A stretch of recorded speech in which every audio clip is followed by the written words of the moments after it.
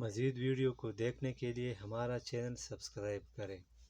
آج کی اس ویڈیو میں ہم پڑھیں گے جملہ اور جملے کی اقسام کے بارے میں۔ جملہ دو یا دو سے زائد الفاظ کا ایسا مجموعہ جس سے بات اچھی طرح سمجھ میں آ جائے جملہ کہلاتا ہے۔ دو یا دو سے زائد یعنی زیادہ الفاظ کا ایسا مجموعہ جس سے بات اچھی طرح سمجھ میں آ جائے جملہ کہلاتا ہے۔ مثلاً کل بہت گرمی تھی، یہ ایک جملہ ہے۔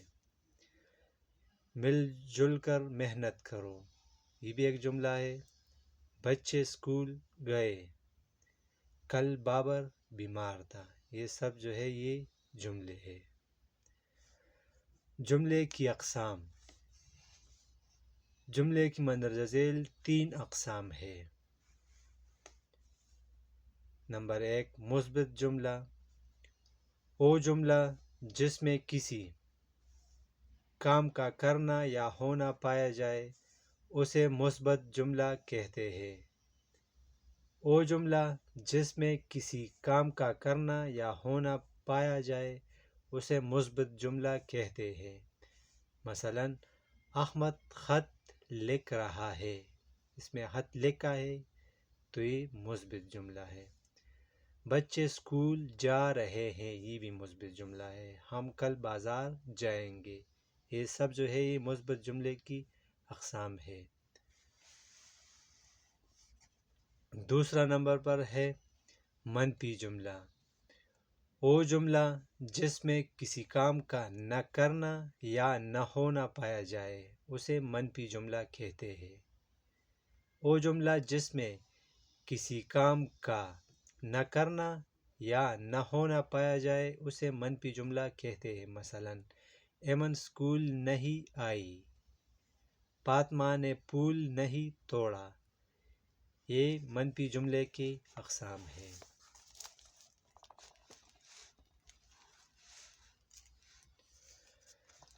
تیسرا نمبر پر ہے سوالیہ جملہ، وہ جملہ جس میں کوئی سوال پوچھا جائے اسے سوالیہ جملہ کہتے ہیں۔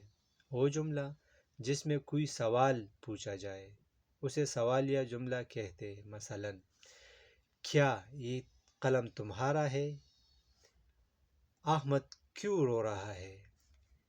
کیا تم نے چڑیا دیکھی؟ یہ سب سوالیہ جملے کی اقسام ہے۔ نوٹ: ہمیشہ یاد رکھیں کہ جملے میں الفاظ کی ایک خاص ترتیب ہوتی ہے۔ اگر جملوں میں الفاظ کی ترتیب درست نہیں ہوگی تو ایسے لفظوں کے مجموعے کو جملہ یا فقرہ نہیں کہیں گے، کیونکہ اس کے کوئی معنی نہیں بنتے۔ مثلاً سید درخت، چڑیا گئی اڑ، یہ سب الفاظ جو ہے یہ ترتیب سے نہیں لکھے گئے تو اس سے کوئی جملہ مراد نہیں ہے۔ کایا کانا نے میں، اسی طرح اسکول ہے بند آج، اس سے پورا مطلب سمجھ میں نہیں آتا تو یہ جملے نہیں ہے، کیونکہ اس میں الفاظ کی ترتیب صحیح نہیں ہے۔